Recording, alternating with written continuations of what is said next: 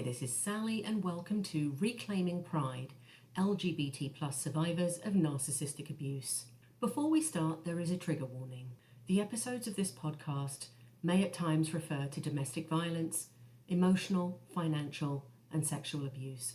To begin, I'd like us to start with a one-word feelings check. What's one word for how you are feeling right now? Not how you are making others feel, but how are you feeling? In one word. This week, we're going to be looking at gaslighting, word salad, and projection, and how these work in narcissistic and toxic relationships. Narcissistic gaslighting refers to a manipulative tactic used by narcissistic people or people with narcissistic personality disorder, and it's aimed to control, confuse, and undermine you. It's aimed to tilt your perception of reality to such an extent that you start to feel very destabilized. This can happen in various relationships. This can happen in intimate romantic relationships, familial relationships, and also professional settings as well. It can be very harmful to our emotional well-being. The term itself, as I mentioned, I think in the first podcast, comes from the movie Gaslight from 1944, and it stars Ingrid Bergman. She plays a wife who's being manipulated emotionally by her husband, and his intent is actually to try and kill her.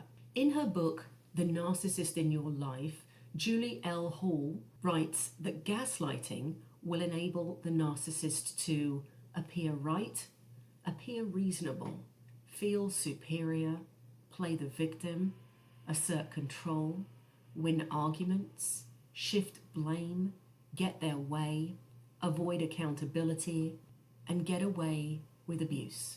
Gaslighting actually falls under a much larger context of manipulation.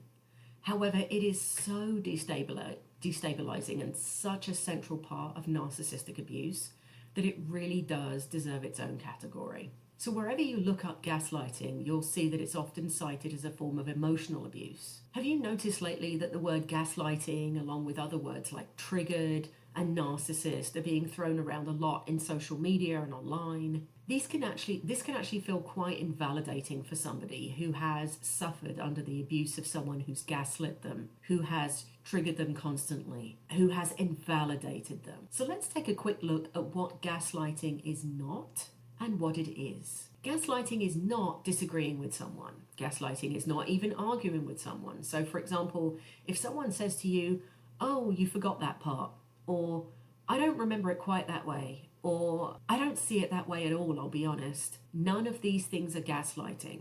What they are is someone asserting a boundary and saying, well, they disagree with you, or they remember it differently, or they saw something else at that time. Now listen to the difference. This is gaslighting. When you have clearly asserted something that both of you know happened yesterday, for example. One of you may have gone to the store to pick something up. Gaslighting is saying that that never happened. Gaslighting is, no, you don't feel that way when you're trying to explain to someone how you are feeling. Gaslighting also consists of a form of withholding, which can lead to long periods of silent treatment from someone. This is sometimes called stonewalling, and it can look like saying things like, "I'm not going to talk to you if you bring this up again," or "If you keep talking, I'm going to walk out of here." Now, what they're referring to isn't, they're not saying, well, if you keep yelling at me or if you keep abusing me, I'm going to walk out of here, which is a healthy boundary. No, these are things like, for once, you've actually tried to even broach the topic of your own feelings. And then they will threaten you with stonewalling or walking out. I remember when I would try and do this, when I would try and once in a while broach the subject of my own feelings, my ex would literally talk over me very loudly and start to count and say things like, "If you keep talking about this, I'm going to walk out now. I'm going to walk out in 1, 2, 3. I would be crying, trying to say how she'd hurt me or what was going on with me in some way. It wasn't ever anything unreasonable. This is gaslighting. Gaslighting also, as you've heard, contains contradicting. Contradicting erodes your sense of certainty by telling you that you don't remember a situation correctly. As I've mentioned this phrase before in earlier podcasts, moving the goalposts. So gaslighting phrases might include things that minimize your feelings. Something like, "Oh, you're just too sensitive," or "You're just being petty. You're just getting upset over such a small thing, or even just abject denial that it ever happened, or that they ever said what they did, what they said, that they ever did what they did. Gaslighting literally moves the goalposts, because not only is it a shift in reality, it is also experienced as a change in the rules. It's a mind game. So obviously this is exhausting. It will age you. It is extremely stressful and a form of emotional abuse. Gaslighting doesn't actually stop though with emotional and mental torture. Gaslighting can also take the form of physicality. There is such a thing as physical gaslighting. So for example, sometimes when we're in relationships with these narcissists, we question ourselves. We have become so trapped, so brainwashed that they could throw something and we'll think, well, that was justified because of what I did or what I said. The next step up from that is a shove or a grab, or grabbing the collar of someone's shirt and pulling them backwards because they don't want you walking too far ahead of them, or they don't want you walking a certain way. It escalates and it continues to escalate. I'm here to tell you that all of the things that I've just mentioned are physical abuse. And it may look like the narcissist is grabbing your arm and holding on too tight, or maybe even being too rough during sex. They may say things like, "Oh, come on, that didn't really hurt." Or when did I grab you? I didn't grab you. You're too sensitive. That was passion. It was a passionate moment. You're just not a passionate person, so you wouldn't understand. This is all tied in with your intimacy issues. I remember my ex would often defend her narcissistic rage to me by saying that she was a passionate Latina. Narcissistic rage, the yelling, the throwing things, the stonewalling silence, the demands for sexual intimacy that you may experience after a horrendous argument where someone may have thrown you out onto the street, all under the banner of being quote unquote passionate, are ridiculous. This is not passion. This is abuse. Also, when there are children involved, children are especially vulnerable to gaslighting. The adults in their lives are supposed to be honest. They're supposed to validate. So as a child, they're literally, as you know, like a blank page, a blank slate. So a child is all hardwired to doubt themselves and their own reality before questioning the adult for the most part. So if there are children involved, it's especially devastating. The gaslighting narcissist in your life can leave you feeling full of self-doubt. And as a result of that, it's almost scarily clever on their part, because then you become over-reliant on them, and thus even more susceptible to their emotional abuse. Narcissists exist everywhere, so you might have a narcissistic boss who could also be particularly devastating because you might have a great pride in your work.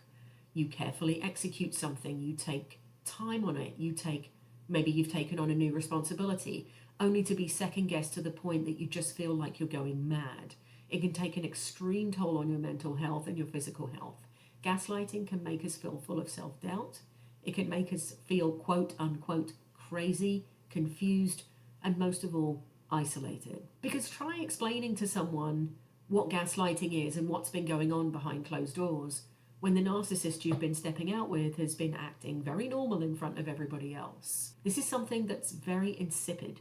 It's something that's done once the door is closed, nobody else is around. It's almost like a code. You both know what it is, and the person knows they can do it to you. They will never do it to you while other people are around.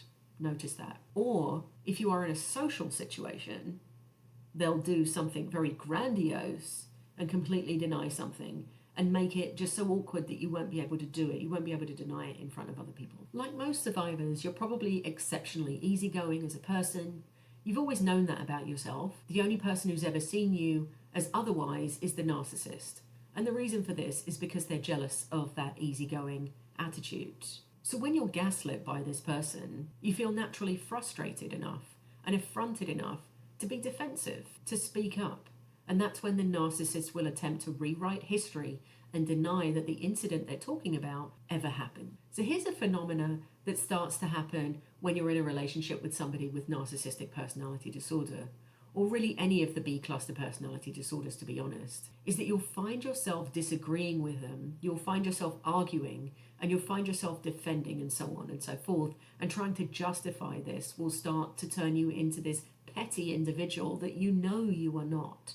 You will literally start to sink to their level because you are having to defend every single syllable that comes out of your mouth, every move you make. And then the irony of all of that, they will start to show that it's annoying them that you are doing this. Just to let you know too, for the future, we're going to have an episode on something called Jade, Jade.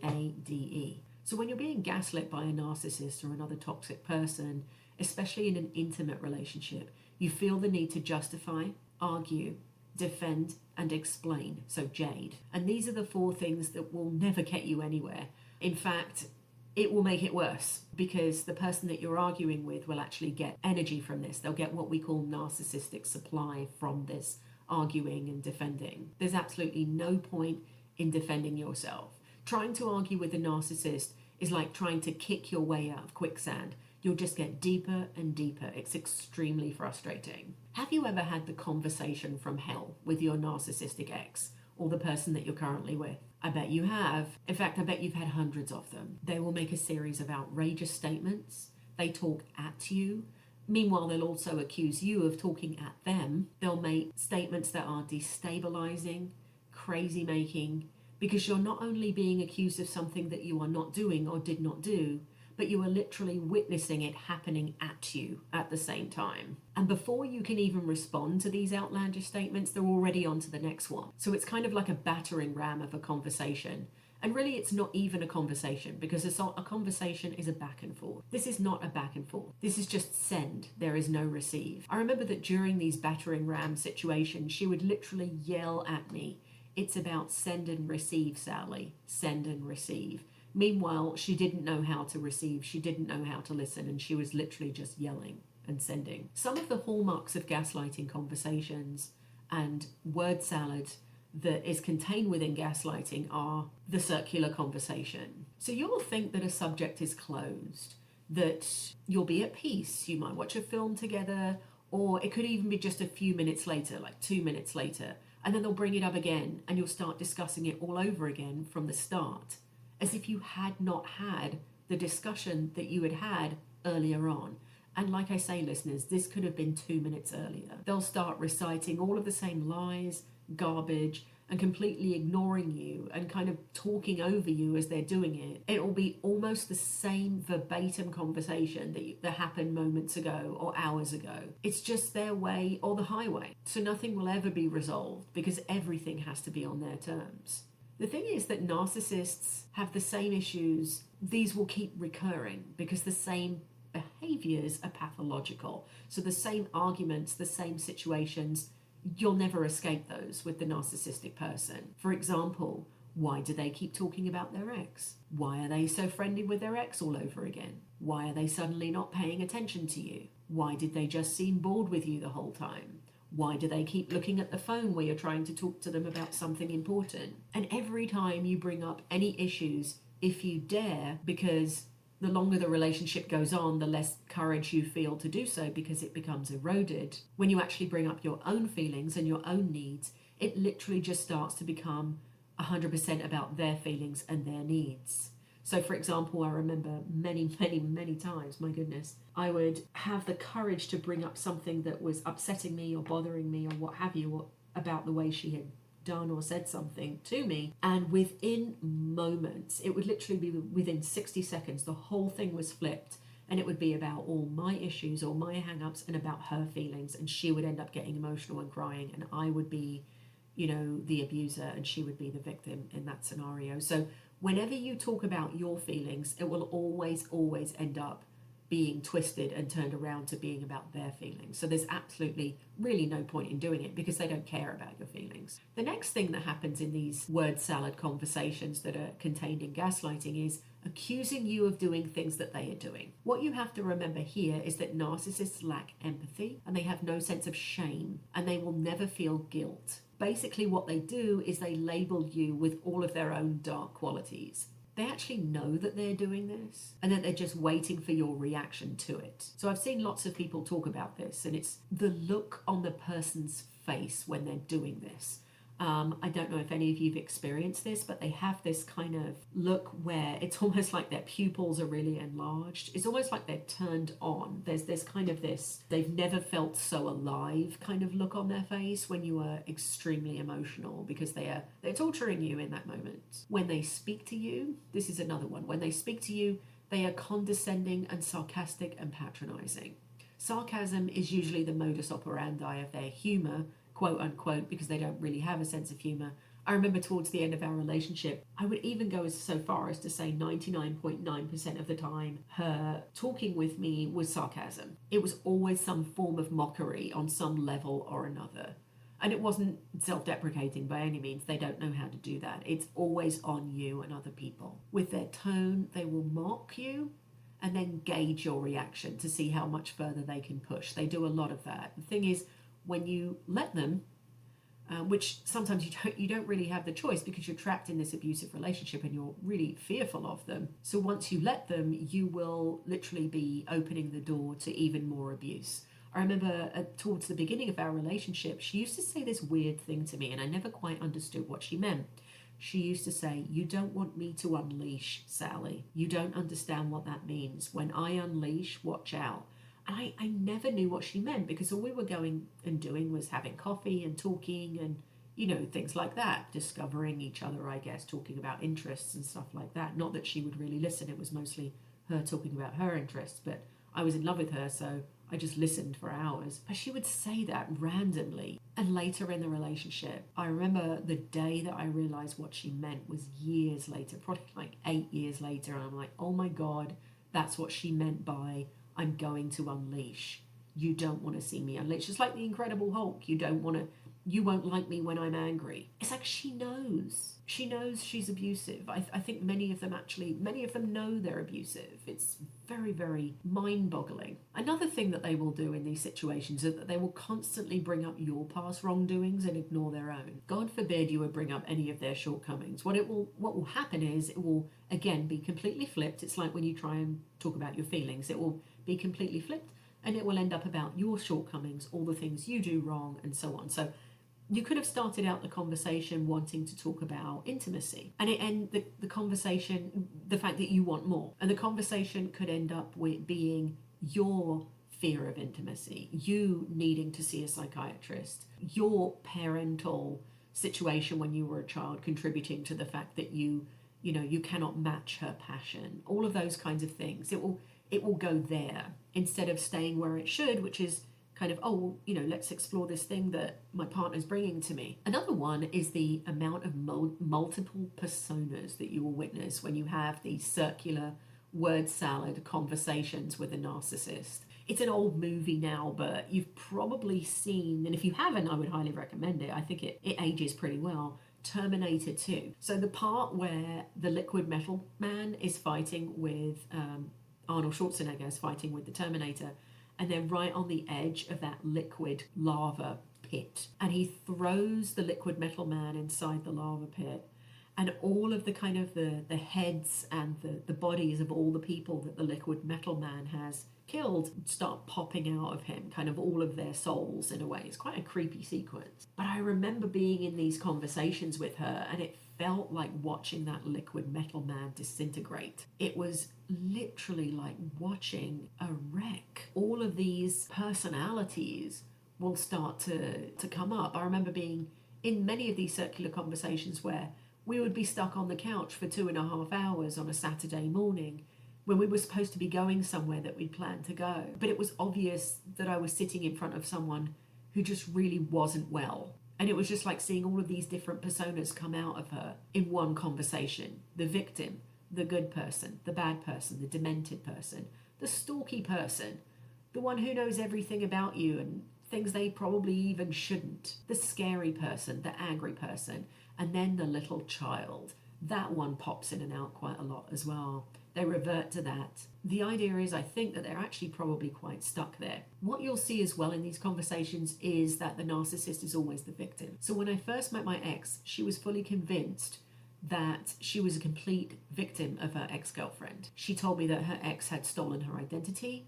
when years later I realized it was literally the reverse. because that's what narcissists do. They steal other people's identities, kind of like magpies. They don't build their own nests, they take other people's. She told me that her ex-partner had cheated on her, and then later I found out that it was the opposite. All of these things were projection. Another thing that happens is you find yourself explaining how to act like a human being to this person. So you'll notice that you'll start to have to explain to the person how to treat you, how to treat other people with empathy, what feelings are, how to be nice. So this is not normal. You should not have to explain to an adult the basics of how to treat another human being. The added layer of this is that you are also the victim of this situation. You are also being victimized by this person, and yet you are having to explain to them how to treat you and not abuse you. And the thing is too, they will never listen because they don't think they are abusing you. The thing is, they know how kind you are. They know how empathic you are. Otherwise, they would not have stayed with you. They would not have chosen you. And I don't mean that in a good way. I mean it in that they know how empathic, how good, how beautiful you are. Otherwise, they would go find it somewhere else. The thing is, though, they find all that utterly, utterly boring. You start to have gratitude for crumbs. So you will eventually find yourself having gratitude for the emotional crumbs that they throw you. You'll be over the moon for the 1 hour in a horrendous day. You'll be so happy with the gift that you never wanted because they never listen to you, and so therefore they have no idea what it is that you want. Or they actually might know what it is that you want, but they don't think that you should be having that. They think that you should be having this. At the end of these conversations, you'll be emotionally drained. You'll probably have been crying. You'll probably have a headache. It puts stress on your heart, on your body. It releases cortisol. You'll just be exhausted.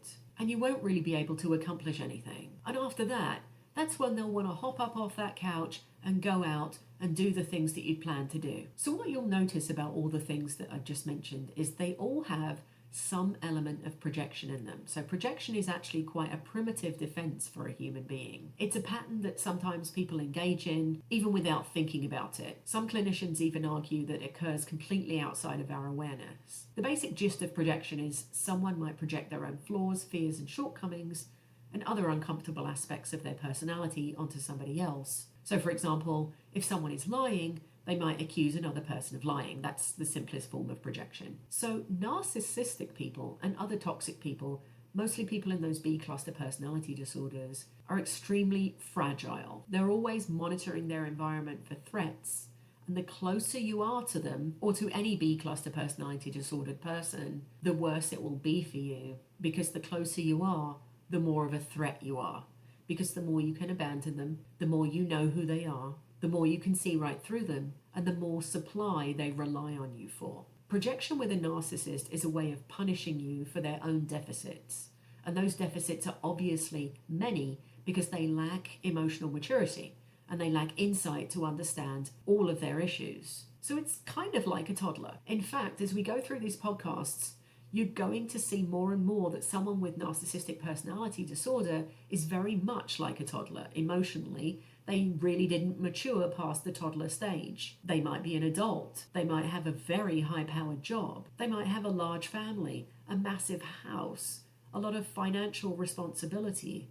But emotionally, they are literally a toddler. It's as if their psyche knows that they're bad behavior, but their conscious mind doesn't catch up with it enough to admit it. And that's where the projection comes from. That's kind of what toddlers do too. They can't compute that they have done anything wrong, so it must therefore be being done to them. It must therefore be you. Now this all sounds very much like they don't really know what's happening. Well, don't be fooled. The thing with the narcissist is they know exactly what's happening, and the further they will push you, the more they will enjoy to see you wriggle on the end of their hook, because that's how they get their narcissistic supply. They need to see you feeling something so that they can feel something. You may be being accused of lying when it's actually them who is lying. Or maybe they're not lying, but you certainly aren't either. You may be accused of being emotionally cold or being afraid of intimacy, when quite clearly and obviously it's actually them who are extremely emotionally cold and have problems with intimacy. Sigmund Freud argued that when people project, when normal people project, now when I say normal I mean folks who aren't on the spectrum of the B cluster personality disorders, so when those people project, it's usually that they feel ashamed, threatened in some way, something like that. However, when someone with NPD or a toxic person projects, this is pathological. It is a modus operandi of this person, and it will go on and on until it becomes a pattern and a primary way of dealing with feelings and with other people. So when a person is regularly accusing other people of their own shortcomings or attributing patterns or moods to people that are simply not true on a regular basis, it is considered pathological by Freud, and other clinicians and theorists would then argue that this kind of projection is a primary defensive pattern observed in narcissism. So in other words, if it keeps happening and it happens with you and everybody else around you, you'll notice too that it won't just be you, right? It will be the person's family, it will be their friends, it will be the people at their job that they're having a hard time holding down. They'll project onto all of those people. So it's truly pathological. It won't just be you. So I know that that was an awful lot of information. So before we move on to the final part of our journey today, and onto the second part with the journal entry, I just want to recap and bring these things together for us with an overview of everything we've talked about so far. So narcissistic gaslighting involves a narcissistic individual using gaslighting tactics to manipulate and control another person. This might include things like denying reality. The narcissist might deny saying or doing something that they clearly did, causing you to question your own memory. This includes twisting facts. So the narcissist might distort events, making you doubt your own understanding of what happened. The next one is blaming. The narcissist will shift blame onto you for things that aren't your fault, making you feel guilty or responsible for their actions. Projecting. The narcissist might accuse you of traits or behaviors that they themselves possess, causing you to feel confused and defensive while watching them do exactly those things to you. Minimizing feelings. The narcissist might downplay your emotions or concerns and make you feel like your feelings are invalid or unimportant. And finally, isolating. The narcissist will try and isolate you from friends or family, making it easier to manipulate their perception of reality. So once this has all happened to you, then what's happened is that a sense of dependency has been created. So in that way, they can manipulate you even further. This is all meant to control and undermine our sense of reality, self-worth, and confidence. It can lead us to feeling confused, anxious, doubting our own sanity. Recognizing these behaviors is a first step to protecting yourself from such manipulation and seeking support if needed. So now that we've had a look at gaslighting, word salad, and projection, I hope this has helped you to identify and perhaps name some of the ways in which you have been treated. So what we're going to do now is take a quick break, and after that we're going to have our third journal entry prompt on today's topic. I'll see you in a moment.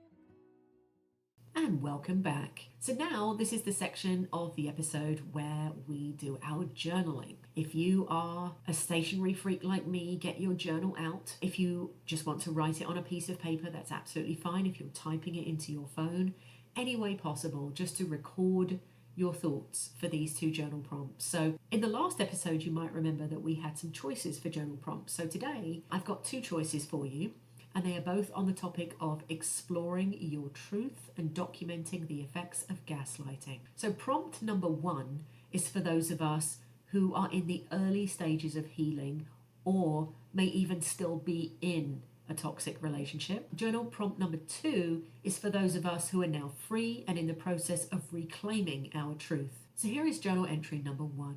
And again, this is for those who may still be in the relationship or you're still in the early stages of processing. This one is on personal emotions. Describe the emotions you felt while being gaslit. Did you doubt yourself, your memories, or your perceptions? How did this uncertainty make you feel about your own sanity? So that was number 1. And then number 2 is for those who are now free of the toxic relationship and are ready to reclaim their truth. Write about the journey towards recognizing your own truth. How did you begin to trust your instincts again?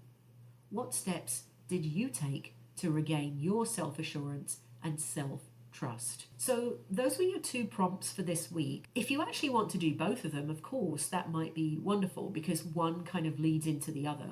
One is a prerequisite for the other, if you like. But if you just want to choose one, then that's also totally fine. Remember, this journal prompt is designed to provide you with a safe space to express your thoughts and emotions. Feel free to write openly and honestly and take your time as you work through these reflections. Your journey towards healing and empowerment is unique, and acknowledging your experience is a significant step forward, listeners. Please note, this podcast is not intended to replace professional therapy or counselling.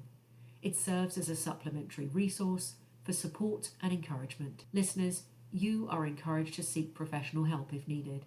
I did, and it still works for me every day. Stay tuned, and I look forward to healing with you next time. Bye-bye.